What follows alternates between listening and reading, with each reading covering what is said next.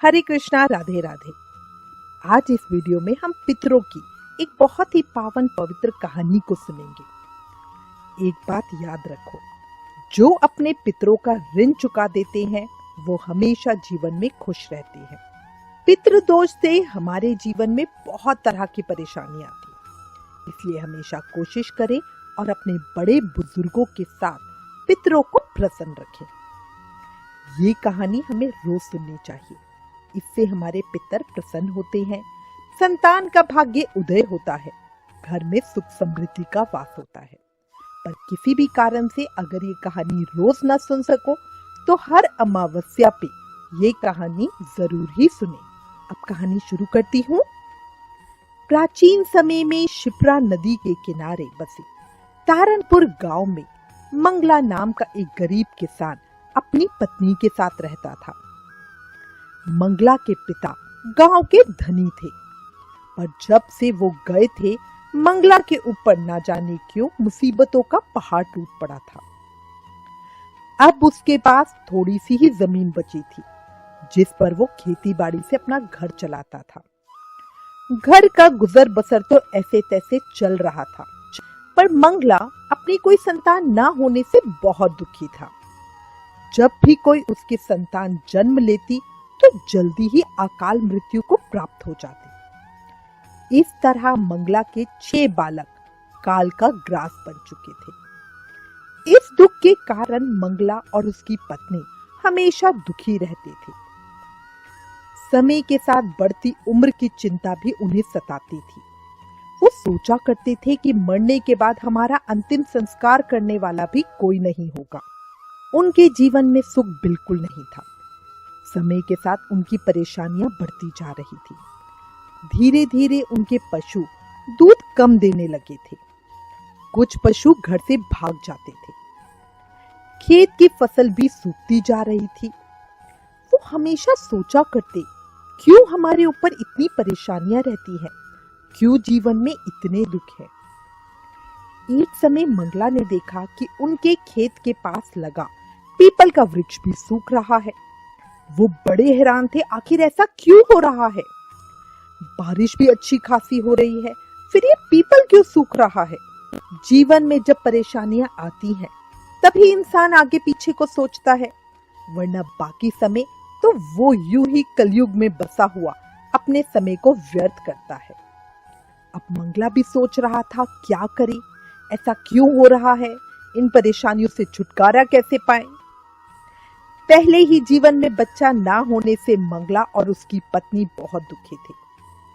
पशुओं का मरना, फसल का ना उपजना और अब ये पीपल का सूखना उन्हें बहुत दुखी कर रहे थे। वो अपने दुख संकटों से कैसे बचे, बस यही सोच रहे थे। एक दिन वो इसी सोच में डूबे उस पीपल वृक्ष के नीचे बैठे रो रहे थे। तभी उनके द्वार पर किसी महात्मा ने भिक्षा के लिए आवाज लगाई। मंगला की पत्नी ने महात्मा जी की आवाज सुनी और घर की तरफ गई। महात्मा जी को प्रणाम कर भिक्षा दी। महात्मा जी ने आशीर्वाद दिया, तुम्हारा कल्याण हो। अब ये सुनते ही मंगला की पत्नी ने महात्मा जी के चरण पकड़ लिए और अपने जीवन के सभी कष्टों को महात्मा जी को बताया। तब तक मंगला भी वहां आ गया था। महात्मा जी बोले, बेटा, तुमने वैशाख के पवित्र महीने में भिक्षा देकर एक संत को संतुष्ट किया है। तुम्हारे खुद के जीवन में बहुत कष्ट है, फिर भी तुमने बड़ा दिल रखते हुए तुम्हारे पास जो भी है वो मुझे दिया। वैशाख महीने में की हुई तुम्हारी ये संत सेवा व्यर्थ नहीं जाएगी। अब तुम किसी प्रकार की चिंता मत करो। तुम्हारे खेत में लगा ये पीपल का वृक्ष ही तुम्हारे सब दुखों का नाश करेगा। मैं जो बताता हूँ उसे ध्यान से सुनो। अब रोज नियम से तुम इस पीपल वृक्ष में जल में थोड़ा कच्चा दूध और तिल मिलाकर इस पीपल वृक्ष को सींचना। साथ ही रोज संध्या के समय वृक्ष के नीचे तेल का दीप जलाना। पर ये दोनों काम रविवार को मत करना। बाकी 6 दिन नियम से सुबह शाम पीपल की पूजा करना। साथ ही रोज सूर्य नारायण भगवान को जल अर्पित करना। अमावस्या पर ब्राह्मण को भोजन करवाना और अपने पितरों का तर्पण करना। बस ये कार्य नियम से करो, भगवान तुम्हारा भला करेगा। ये कहकर महात्मा जी वहां से चले गए। अब मंगला और उसकी पत्नी नियम से पीपल की दोनों समय पूजा करते।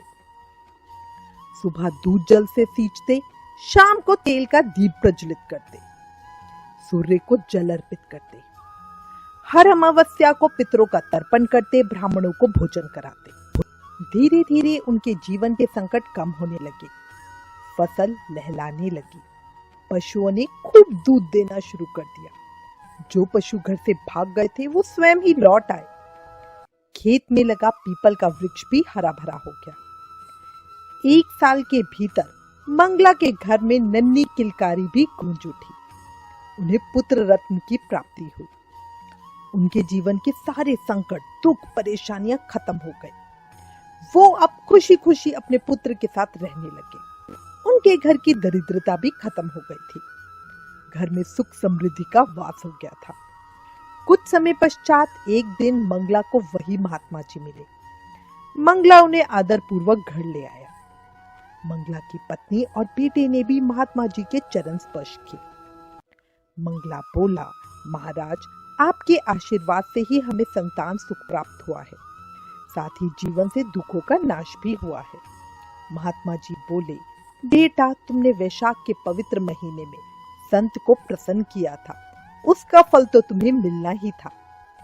ये मेरे साथ तुम्हारे पितरों का आशीर्वाद है, जिसकी वजह से जीवन में ये खुशहाली आई है। तुम्हारे ऊपर पितृ पूर्वजों का दोष था। पितृ दोष होने पर घर में संतान नहीं होती, सर पर कर्ज चढ़ने लगता है, लक्ष्मी घर से चली जाती है, दरिद्रता का वास होता है, अकाल मृत्यु का भय बना रहता है, घर में नकारात्मक ऊर्जा बढ़ती जाती है, मन कभी प्रसन्न नहीं रहता।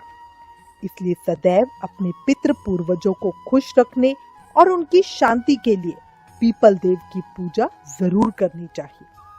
प्रत्येक मनुष्य को पितरों की शांति के लिए पीपल में जल अर्पित करना चाहिए। इससे पितृ प्रसन्न होते हैं और हर तरह की खुशहाली घर में बनी रहती है। माँ लक्ष्मी का आशीर्वाद भी मिलता है।